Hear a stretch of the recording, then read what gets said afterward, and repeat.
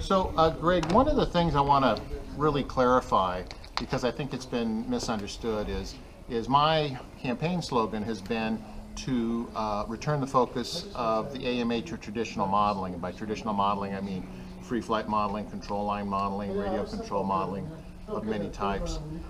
Because as we said before, somewhere between 5 and 7% of our members are multi-rotor modelers, which is a decent amount of people when you're looking at 140,000 people, roughly 143,000 paid members that we have in the AMA. But, you know, there's another 95 to 97%, or 93 to 95%, who are interested in other things. So it's important that we balance the AMA's budget, its manpower, its resources, its magazine pages, to best serve our membership. And that's what I'm interested in doing. I am more than happy to have a multi-rotor modeler join the AMA, provided they are willing to abide by our safety code. And we have documents 550 and 560 on FPV and advanced flight systems. As long as they follow those documents and act in a responsible manner, they're welcome to join the AMA, and I'd be happy to fly with them at any time. Makes sense. I think that's one thing I've heard the most of late, being from forums, on the news, and newsprint, that not everybody's happy with FPV because they're thinking they're being spied upon, or they're thinking that it's someone buying a turnkey kit. They can go out with zero experience, fly it over a fire like they've done several times in California, and had to have emergency crews be grounded because of such efforts. So I think news reports of FPV modeling or multi-rotor modeling being a threat are grossly exaggerated. I believe there is little to zero risk to the public due to that type of modeling. When I hear of multi-rotors flying in the vicinity of a natural disaster or a fire, which I guess is a natural disaster, what I strongly believe is somebody has to have a motivation to do that. The modeler has no motivation to do that. The person who has the most motivation to do that would be a contract employee for a news organization, somebody who is taking news footage to be shown on the television. They're motivated to do this because they're going to be paid for providing this. So when we hear reports of things like this, I believe it is primarily news stringers that are doing this type of flying. And I think it is wrong and really unfair for recreational modelers to have this kind of behavior attributed to them. The general hobbyist, yes, definitely, I would agree. Such as, say, someone going to a park and park flying, be it fixed wing, being in a helicopter, being in a multi-rotor or drone, as again the news likes to call them. They are going to get yelled at, screamed at, because they think they're being spied upon or doing something illegal, which they are not. Right. I mean, a person, just an average citizen, has a right to privacy in an area that they have a legitimate expectation of privacy. I have an expectation of privacy when I'm in my house. I have an expectation of privacy when I'm in my backyard. I do not have an expectation of privacy when I'm in a public park. I don't have an expectation of privacy when I'm hiking on public land. So, the AMA has a privacy policy that's quite specific about the behavior that AMA members have to follow when they're doing aerial photography.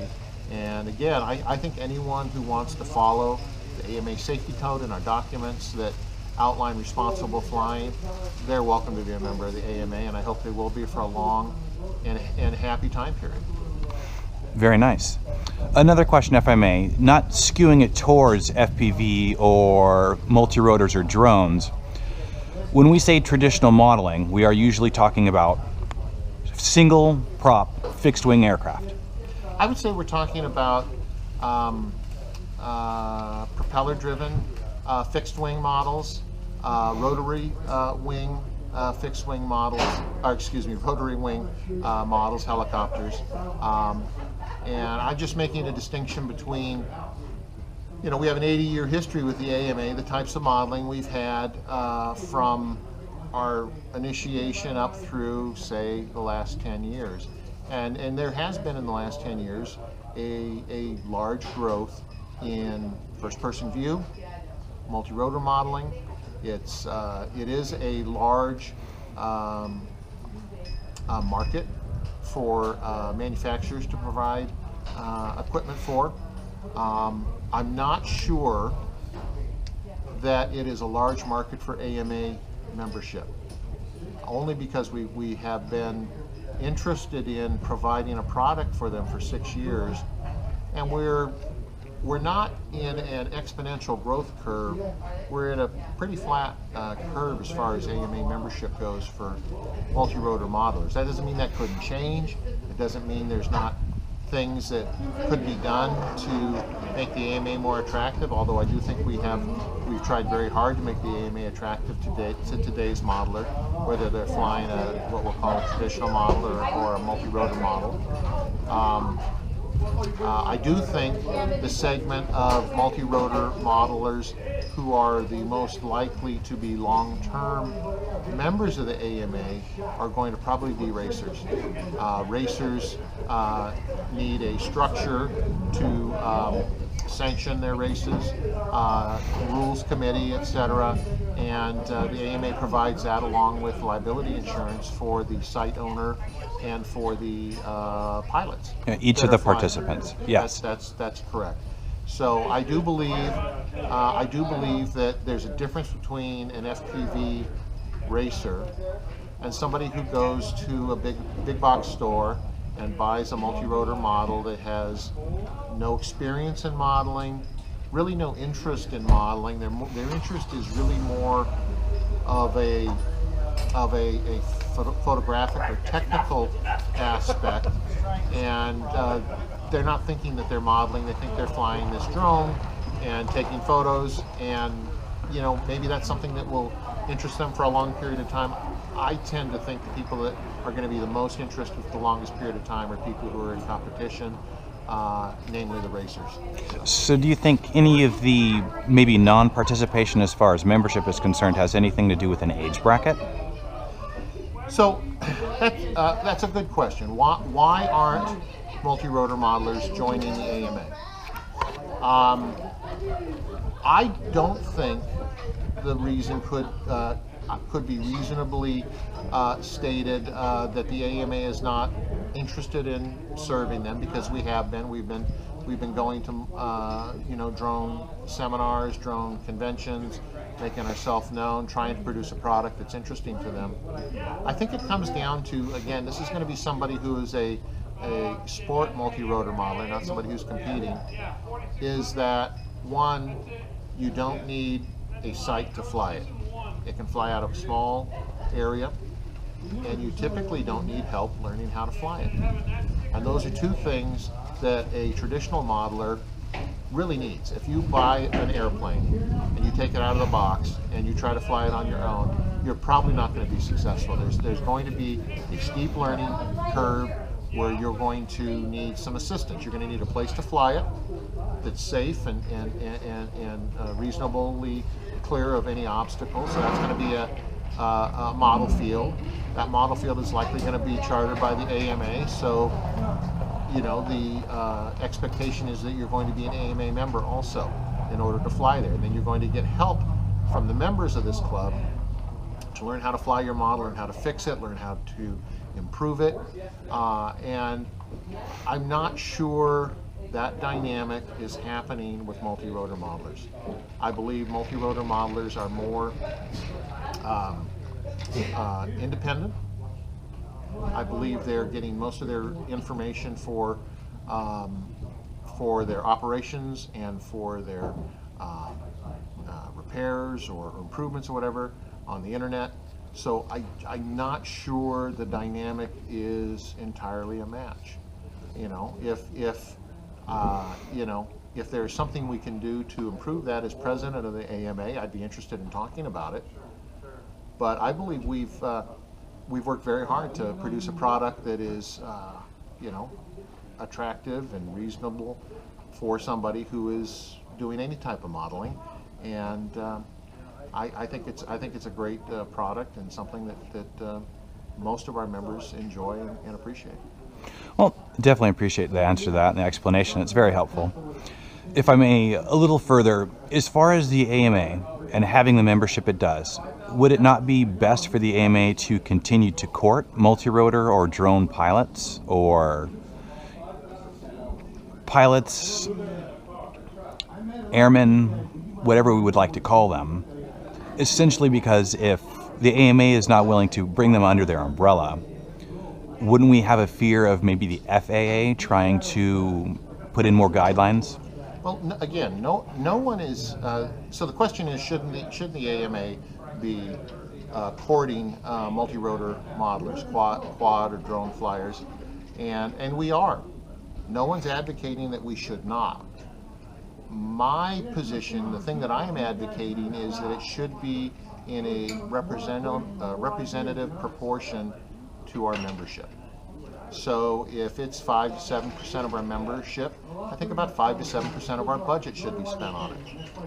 It could be a period where there's growth opportunities. Maybe you make an adjustment there. But again, I mean, we're gonna have to take a hard look at the numbers when I'm elected president and see what is in the best long-term, interests of our membership as a whole. I see no downside to continuing to try to attract drone flyers. I think we do it now, and I think, honestly, I think when you're in an organization that is as large as the AMA, I think all members would want to have the interests of the organization proportioned. I mean, you don't, if you are a minority in an organization and your expectation is you're going to get a majority of the interest from the organization, I'm not sure that's, in the long term, very realistic. It has to be, we have to serve our membership as a whole. And I intend to do that as the president of the AMA. And I don't intend to discount anyone. But we are going to pay attention to our membership and listen to the membership and guide the organization in directions that they're interested in seeing it going. Again, thank you very much. A question about the FAA and the FAA's new registration law that actually has gone in, or guideline. Do you think that's going to affect any new members coming into the community of RC as a whole? So, do I think that FAA registration is going to affect members coming into modeling as a whole? No, I don't. I think it's going to be accepted as the norm going forward. I don't think it was necessary for a number of reasons, but it's the law, and I follow the law. So I have a registration number, and it is on all of my models in compliance with the registration requirements. And it hasn't affected me in any way, shape, or form. So, do I think it'll affect somebody new? No, I really don't think it will. So just status quo, something new, we're adjusting, we're moving on. Yeah, I think so, because as far as the things that the FAA have imposed on modelers, I believe the registration number is probably the least onerous. I think the thing that really I think we could do some work on are temporary flight restrictions. I don't think it is reasonable that a styrofoam parked flyer should be treated the same as a commercial aircraft when it comes to a flight restriction. I don't think there is the same threat to whatever is at the center of this temporary flight restriction, whether it's a VIP or a sporting event or something like that.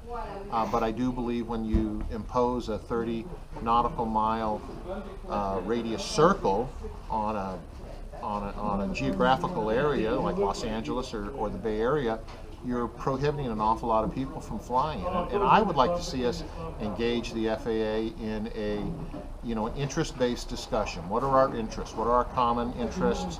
What can we do to satisfy any safety concerns that might exist on the other side of the table, but I do believe that restricting modelers out of a TFR isn't a reasonable thing to do. Perfect. Thank you very much.